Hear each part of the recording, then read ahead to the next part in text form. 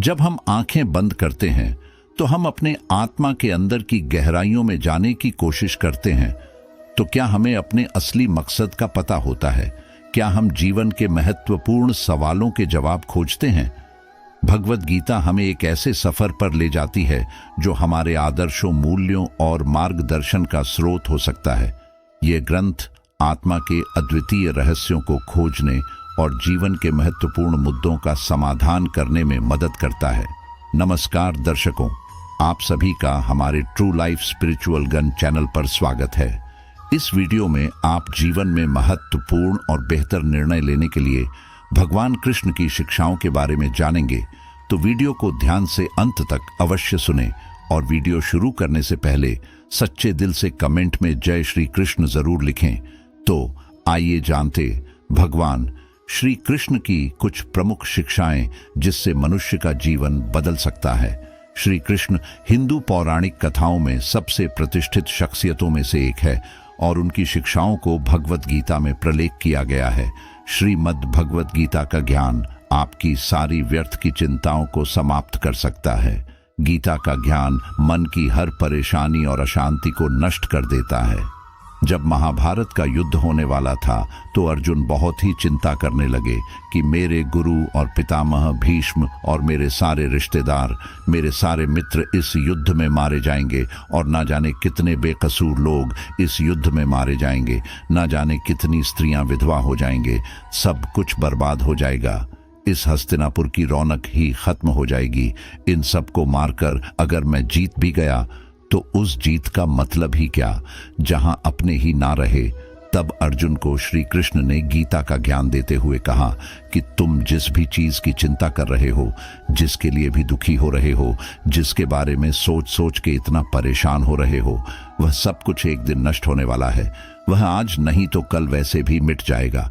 और जो अविनाशी आत्मा है वह कभी भी मर नहीं सकती, नष्ट नहीं हो सकती। तो चिंता और दुख किस बात के लिए करते हो? क्योंकि जो एक दिन नष्ट होने वाला है, मिटने वाला है, मरने वाला है, उसकी चिंता करके और उसका दुख करके तुम कर भी क्या लोगे? तुम चाह कर भी उसे रोक नहीं सकते, उसे बदल भी नहीं सकते। तो क्यों चिंता करके अपना जीवन नष्ट कर रहे हो? चिंता तुम्हारे मन को दुखी और रोगी बना देगी, कायर बना देगी। और जो नष्ट हो ही नहीं सकता उसकी चिंता करने की कोई जरूरत ही नहीं है। तो परिस्थिति को चाहे तुम जैसे देखो, तुम्हारी चिंता करना बिल्कुल व्यर्थ है। वास्तव में आप भी उन्हीं बातों के बारे में चिंता करते रहते हैं, सोचते रहते हैं, जिसे आप बदल नहीं सकते, जिसे आप चाहकर भी अपने नियंत्रण में नहीं कर सकते। याद रखना, जो व्यक्ति चीजों को जितना नियंत्रण करने की कोशिश करेगा, जितना प्रयास करेगा कि जिंदगी मेरे हिसाब से चले, जो मैं चाहता हूं मुझे बस वही मिले, और जो चीज मैं नहीं चाहता हूं वह चीज मेरी जिंदगी में कभी ना आए, ऐसे ही व्यक्ति को सबसे ज्यादा चिंता और तनाव का सामना करना पड़ेगा। क्योंकि यह जिंदगी एक बहते पानी की तरह है और उसी पानी में दो तीन के बह रहे हैं, जिसमें से एक तीन का पानी की लहरों के साथ आनंद लेता हुआ बह रहा है। पानी जहां जा रहा है उसके बहने में वह उसका साथ दे रहा है। जहां जहां पानी जाएगा वहां वहां मैं भी इसके साथ आनंद लेता हुआ बहता रहूंगा। वह तिनका पानी के साथ बह रहा है, वह तिनका पानी के साथ नाचता हुआ जा रहा है, खुश होता हुआ जा रहा है। और एक दूसरा तिनका है जो उस पानी के बहाव के साथ लड़ रहा है। जहां यह पानी जा रहा है मैं उसका भाव बदल दूंगा, इसके पानी को मैं वहां ले जाऊंगा जहां ले जाना चाहता हूं, क्योंकि मैंने अपनी मंजिल कहीं और सोच रखी है। अब वह पानी के बहाव के साथ लड़ रहा है, किनारों से पत्थरों से टकरा रहा है, पर पानी के बहाव को वह बदल नहीं पा रहा है, बल्कि जितना कोशिश करता है पानी से लड़ने की, उतना ही दुखी और उतना ही परेशान हो रहा है। यह जिंदगी भी ऐसे ही बहते पानी की तरह आगे बढ़ती जाएगी। लेकिन अब हमें तय करना है कि हम किस दिन की तरह बनना चाहते हैं। या तो हम चिंता करके, खुद को परेशान करके जिंदगी से लड़ते रहे, जिंदगी से शिकायतें करते रहे, या तो फिर हम उस दूसरे तिनके की तरह बने कि जहां जिंदगी जा रही है उसी में आनंद लेना शुरू कर दे, उसी में ही खुश रहना शुरू कर दे। हमारी हालत उस व्यक्ति के जैसी है कि एक बार एक राजा किसी नगर से गुजर रहा था।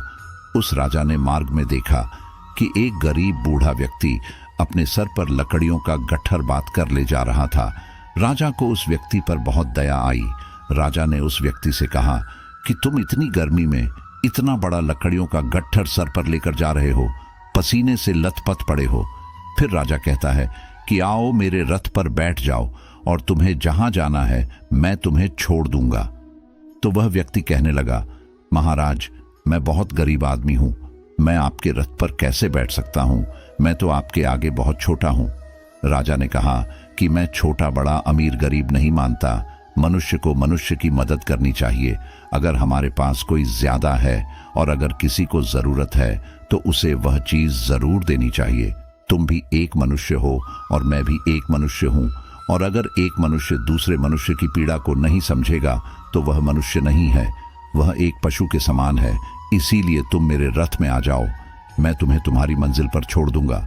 राजा के ऐसा कहने पर वह व्यक्ति राजा के रथ में बैठ गया। जब वह रथ चलने लगा तब राजा ने देखा कि व्यक्ति के सर से अभी भी पसीना बह रहा है। तब राजा ने गौर किया कि उस व्यक्ति ने अपने सर से वह लकड़ियों का गट्ठर उतारा ही नहीं है। राजा ने बोला, तुम अपने सर पर से यह लकड़ियों का गट्ठर लेकर क्यों बैठे हो? अब तो तुम मेरे रथ में सवार हो, यह लकड़ियों का गट्ठर मेरे रथ पर रख दो और तुम आराम से बैठ जाओ। तब वह व्यक्ति कहने लगा, नहीं नहीं महाराज, आपने मुझे अपने रथ पर बैठाया, मेरे लिए यह बहुत बड़ी सौभाग्य की बात है। मैं अपने लकड़ियों का वजन आपके रथ पर बिल्कुल नहीं आने दूंगा। तब उस राजा ने यह सुनते ही अपना सिर पकड़ लिया। यही कहानी हम सबकी है। गीता में भगवान कृष्ण कहते हैं कि अपनी हर चिंता, अपना हर दुख तुम मुझ पर छोड़ दो, मैं तुम्हारे हर दुख को दूर कर सकता हूँ, मैं तुम्हारी हर चिंता को दूर कर सकता हूँ। लेकिन यहाँ हर एक मनुष्य अपने सर पर चिंताओं का लकड़ियों का गट्ठर लेकर घूम रहा है। हालांकि कर कुछ नहीं सकता, ताकत कुछ भी नहीं है, लेकिन इंसान अपना जोर चलाता रहता है। हर इंसान को लगता है कि सब कुछ मैंने संभाल रखा है, मैं अगर कुछ ना करूं तो सब कुछ बर्बाद हो जाएगा, सब कुछ खत्म हो जाएगा। मैंने एक कहानी सुनी कि एक महल में एक छिपकली रहती थी। वह सब छिपकलियों की रानी थी। जब कहीं भी जाना होता था तो जो छिपकलियों उसके नीचे रहती थी वह उन्हें भेज देती थी, वह खुद कहीं भी नहीं जाती थी।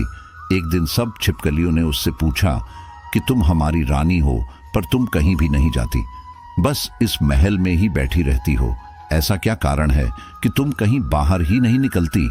तब वह रानी छिपकली कहने लगी कि इस महल की छत को मैंने ही संभाल के रखा है, अगर मैं यहां से चली गई तो इस महल की छत भी गिर जाएगी। ऐसे ही हर एक मनुष्य को लगता है कि अगर मैं नहीं रहूंगा तो कोई काम नहीं हो पाएगा। हर इंसान यह वहम पाले बैठा है कि सब कुछ करने वाला मैं ही हूं और सब कुछ मुझे ही करना है। हालांकि इतनी भी शक्ति हमारे अंदर नहीं है कि हम अपनी सांस भी खुद ले सके, और प्रकृति ने ऐसा नियम बना रखा है कि हमारी सांसें अपने आप चलती हैं। अगर सांस लेने का काम हम पर छोड़ दिया जाए तो हम एक दिन भी जिंदा नहीं रह पाएंगे।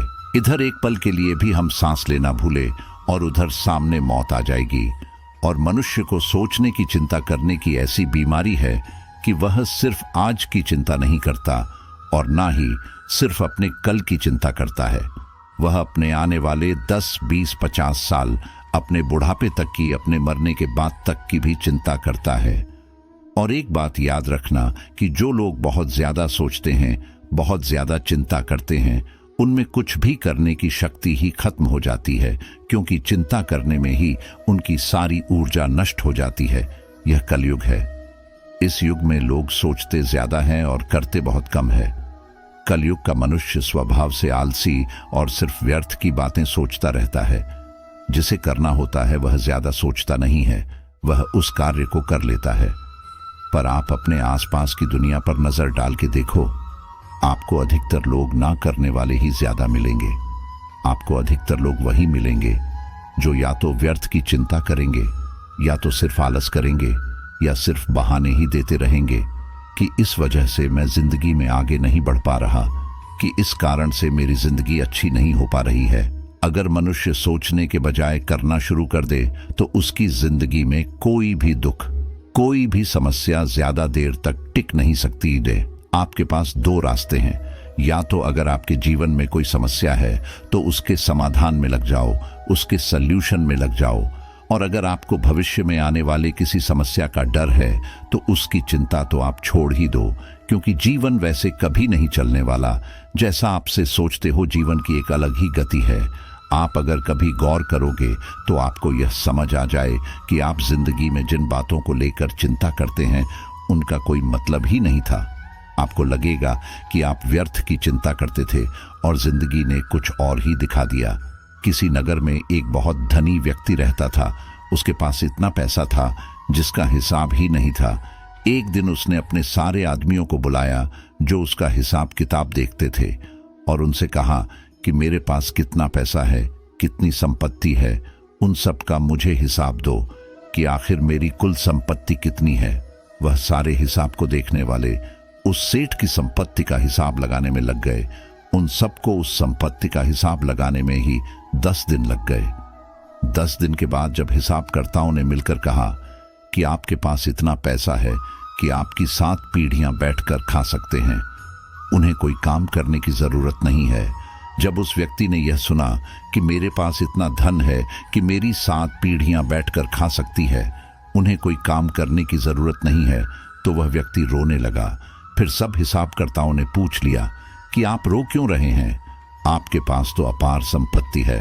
तब वह धनी व्यक्ति कहने लगा कि आप लोगों ने कहा कि मेरी 7 पीढ़ियां बैठकर खा सकती हैं, उन्हें कोई काम करने की जरूरत नहीं है, लेकिन जब 8वीं पीढ़ी आएगी तो उसका क्या होगा? उन्हीं के बारे में मैं सोच सोच कर दुखी हो रहा हूं। यही आजकल के हर मनुष्य की समस्या है। आज सब ठीक है, लेकिन कल कुछ गलत ना हो जाए, उसकी चिंता में परेशान होते जा रहे हैं। किसी नगर में एक राजा रहता था। उसका राज्य बहुत बड़ा था और उसके राज्य के आसपास के जो भी राजा थे उनके साथ भी उसके बहुत अच्छे संबंध थे। लेकिन वह राजा चिंता करता रहता था कि अगर कल को यह सारे राजा मेरे शत्रु बन जाए, मुझ पर हमला कर दे, तो मेरा क्या होगा? मैं आगे कैसे जी पाऊंगा? मेरी जिंदगी आगे कैसे चल पाएगी? वह राजा बेवजह की इन चिंताओं में उलझा रहता था। एक दिन वह अपने गुरुवर के पास गया और गुरुवर को जाके उसने बताया कि मुझे बहुत चिंता होती है कि यह जितने भी राजा मेरे राज्य के आसपास रहते हैं, कल को अगर यह मेरे शत्रु हो गए और मुझ पर इन्होंने हमला कर दिया तो मैं कहाँ जाऊंगा? गुरुवर उस राजा का मन समझ गए और उन्होंने उस राजा से कहा कि तुम्हारे नगर में एक महिला रहती है, तुम उसके पास जाओ, उसे बहुत सारा धन और बहुत सारा अनाज देकर आओ, तो तुम्हें तुम्हारी समस्या का समाधान मिल जाएगा। वह राजा बहुत सारा सोना लेकर, बहुत सारा अनाज लेकर उस महिला के पास गया उसको दान देने के लिए। जब राजा उस महिला के घर पहुंचा तो राजा ने उस महिला से कहा कि यह सारा धन को तुम रख लो, यह सारा अनाज भी तुम रख लो, उसके बाद तुम्हारा जीवन बड़े आराम से गुजरेगा। राजा की इस बात को सुनने के बाद उस महिला ने राजा से वह धन व अनाज लेने से मना कर दिया। वह महिला राजा से कहने लगी कि मेरे पास आज खाने के लिए भोजन है, मैं कल के लिए अपने घर में भोजन नहीं रखती हूँ। मुझे ईश्वर पर पूरा भरोसा है कि जिसने मुझे आज खिलाया है वह मुझे कल भी खिलाएंगे, क्योंकि जितना मैं संग्रह करूंगी फिर मुझे उस सामान की चिंता करनी पड़ेगी, फिर मुझे उस सामान को संभालना पड़ेगा। इससे तो बेहतर है कि जो ईश्वर मुझे आज तक संभाल रहा है, मैं उसी के भरोसे खुद को छोड़कर जीती हूँ, क्योंकि जो आज तक खिलाता आया है वह आगे भी खिलाता ही रहेगा। गीता का ज्ञान हमें यही सिखाता है। गीता में श्री कृष्ण अर्जुन को यही बात बार बार कह रहे हैं कि हे अर्जुन, अपनी सारी चिंताएं, अपने मन के सारे विचार तुम मुझ पर सौंप दो, अपने मन को हल्का कर दो, क्योंकि चिंता करके तुम सिर्फ दुख प्राप्त कर रहे हो। कभी देखा है किसी ने कि चिंता करके किसी इंसान को खुशी मिली हो, या चिंता करके किसी इंसान को अपनी समस्या का समाधान मिला हो? अगर गहराई से देखा जाए तो चिंता एक मानसिक बीमारी है। चिंता वही इंसान करता है जो कर्म में नहीं लगता, जो कर्म में ना लगकर विचारों में लग जाता है। जो व्यक्ति कर्म में लगा रहेगा उसे चिंता करने का समय ही नहीं मिलेगा, और जो व्यक्ति कर्म का त्याग कर देगा वह अपने खाली समय में चिंता ही करता रहेगा। तो अपने आप को कर्म में लगाओ। जैसे ही श्री कृष्ण ने अर्जुन को उसका कर्म याद दिलाया कि तुम्हें अपना कर्म करना है, यह सब सोचना विचार करना, तुम्हारा धर्म नहीं है, तुम क्षत्रिय हो, और तुम्हारा कर्म क्या है? अधर्म हो का नाश करना, जो अन्याय करते हैं, जो अत्याचार करते हैं, उनको नष्ट करना, ना कि फालतू की बातों को सोचना। वह तुम्हारा काम नहीं है। तुम दुनिया के भगवान नहीं हो, तुम कुछ नियंत्रण नहीं कर सकते हो, क्योंकि यह जीवन बस बहता जा रहा है। कब हम बच्चे से जवान हो जाते हैं, कब जवान से बूढ़े हो जाते हैं, और कब बुढ़ापे से मृत्यु की ओर चले जाते हैं, कुछ भी हमारे नियंत्रण में नहीं हो पाता। यहाँ हर इंसान जीना चाहता है, कोई नहीं मरना चाहता, लेकिन फिर भी सबको मरना पड़ता है। यहाँ हर एक इंसान जवान रहना चाहता है, लेकिन फिर भी सब बूढ़े होते जाते हैं। इस छोटी सी चीज को हम समझ ले कि यह जिंदगी बस बहती जा रही है और हम इसे नियंत्रण नहीं कर सकते। बस जो हो रहा है उसमें अपने लिए एक खुशियां और आनंद से भरी एक जिंदगी हासिल करनी है, और वह जिंदगी लड़के या चिंता करके नहीं, बल्कि खुश होकर जीनी है। तुम बिना किसी कारण की चिंता करते हो और बेवजह ही घबराते हो। तुम तो आत्मा हो, जिसे ना तो कोई मार सकता है और ना ही जला सकता है। यही जीवन की सच्चाई है, जिसे प्रत्येक व्यक्ति को जानना चाहिए। गीता में लिखा है कि जिस इंसान की सोच और नीयत अच्छी होती है, भगवान खुद उसकी मदद करने के लिए किसी ना किसी रूप में जरूर आती है। गीता में श्री कृष्ण कहते हैं कि जो मौन को समझ ले वह पूजनीय होता है। फिर चाहे वह माँ हो, पत्नी हो, प्रेमी हो, या परमेश्वर श्री कृष्ण का कहना है कि मनुष्य को अपने कर्मों के संभावित परिणामों से प्राप्त होने वाली विजय या पराजय, लाभ या प्रसन्नता या दुख इत्यादि के बारे में सोचकर चिंता से ग्रसित नहीं होना चाहिए। गीता में लिखा है कि जिस मनुष्य ने कभी विपत्तियां नहीं देखी, उसे अपनी ताकत का एहसास कभी नहीं होगा। विपत्तियां हर मनुष्य को अंदर से मजबूत बनाती है। प्रशंसा चाहे कितनी भी करो, परंतु अपमान बहुत सोच समझकर करना चाहिए, क्योंकि अपमान वह उधार है जो अवसर मिलने पर हर व्यक्ति ब्याज के साथ चुका है। गीता में श्री कृष्ण कहते हैं कि अहंकार ही हर मनुष्य का विनाश करता है। अहंकार में आकर व्यक्ति अक्सर ही गलत कार्य कर बैठता है, जिसके बुरे परिणाम उसे आगे चलकर भुगतने पड़ते हैं। गीता के अनुसार मनुष्य को अपने दिमाग पर पूरा नियंत्रण रखना चाहिए। यदि हम इसे नियंत्रित नहीं करते हैं तो हमारा अपना दिमाग एक दुश्मन की तरह काम करता है। गीता में श्री कृष्ण कहते हैं कि जीवन के सच्चे साथी दो ही हैं, एक अपना किया हुआ कर्म और दूसरा परमात्मा शेष। तो सब यही मिले हैं और यही बिछड़ जाएंगे। श्री कृष्ण कहते हैं कि हमेशा सही के साथ खड़े रहो, भले अकेले ही क्यों ना खड़ा रहना पड़े। गीता में लिखा है कि अपने बीते हुए कल को त्याग देना चाहिए, क्योंकि उसका प्रभाव आने वाले कल को दूषित करता है। गीता सार में श्री कृष्ण ने कहा है कि हर इंसान की धारा जन्म मरण के चक्र को जान लेना बेहद आवश्यक है, क्योंकि मनुष्य के जीवन का मात्र एक ही सत्य है, और वह है मृत्यु। जिस मनुष्य ने इस दुनिया में जन्म लिया है, उसे एक दिन इस संसार को छोड़कर जाना ही है, और यही इस दुनिया का अटल सत्य है। मनुष्य को मृत्यु से कभी भी भयभीत नहीं होना चाहिए। मृत्यु जीवन की अटल सच्चाई है। मृत्यु के प्रतिभाएं ही मनुष्य के वर्तमान खुशियों को खराब कर देता है, इसलिए मन में किसी भी तरह का डर नहीं रखना चाहिए। श्री कृष्ण कहते हैं, शरीर नश्वर है पर आत्मा अमर है। ये तथ्य जानने पर भी व्यक्ति अपने इस नश्वर शरीर पर घमंड करता है, जो कि बेकार है। शरीर पर घमंड करने की बजाय मनुष्य को सत्य स्वीकार करना चाहिए। जिंदगी में कभी उदास मत होना, कभी नाराज नहीं होना। यह जिंदगी एक संघर्ष से चलती रहेगी। बस तुम अपना जीने का अंदाज ना खोना। जो इंसान आपके बुरे समय में आपका भागीदार है, अपने अच्छे समय का सच्चा भागीदार वही है। हम अपने आप को भगवान के समक्ष अर्पित कर दें, यही सबसे उत्तम सहारा है, और भय, चिंता और शोक से मुक्ति पाने का एक सर्वश्रेष्ठ मार्ग भी है। यदि आप चाहते हैं सभी आपसे प्रेम करें, तो प्रेम की शुरुआत पहले आपको करनी होगी, क्योंकि प्रकृति का नियम है, जो बोया है वही निकलेगा। सदैव संदेह करने वाले व्यक्ति के लिए प्रसन्नता ना इस लोक में है, ना ही कहीं और। मनुष्य अपने विश्वास से निर्मित होता है। जैसा वह विश्वास करता है वैसा वह बन जाता है।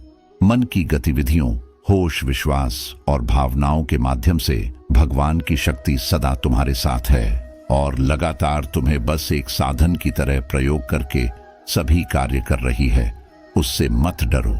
जो वास्तविक नहीं है ना, कभी था न कभी होगा। जो वास्तविक है वह हमेशा था और उसे कभी नष्ट नहीं किया जा सकता। व्यक्ति जो चाहे बन सकता है यदि वह विश्वास के साथ इच्छित वस्तु पर लगातार चिंतन करे। हर व्यक्ति का विश्वास उसकी प्रकृति के अनुसार होता है। मैं उन्हें ज्ञान देता हूं जो सदा मुझसे जुड़े रहते हैं और जो मुझसे प्रेम करते हैं। प्रबुद्ध व्यक्ति सिवाय ईश्वर के किसी और पर निर्भर नहीं करता। मैं धरती की मधुर सुगंध हूं, मैं अग्नि की ऊष्मा हूं, सभी जीवित प्राणियों का जीवन और सन्यासियों का आत्म संयम हूं। आप ही अपना मित्र और आप भी अपना शत्रु है, क्योंकि स्वयं का पतन और उद्धार दोनों आप निर्धारित करते हैं। गीता में कहा गया है, जो इंसान किसी की कमी को पूरी करता है वह सही अर्थों में महान होता है। जब तक शरीर है तब तक कमजोरियां तो रहेगी ही, इसीलिए कमजोरियों की चिंता छोड़ो और जो सही कर्म है उस पर अपना ध्यान लगाओ।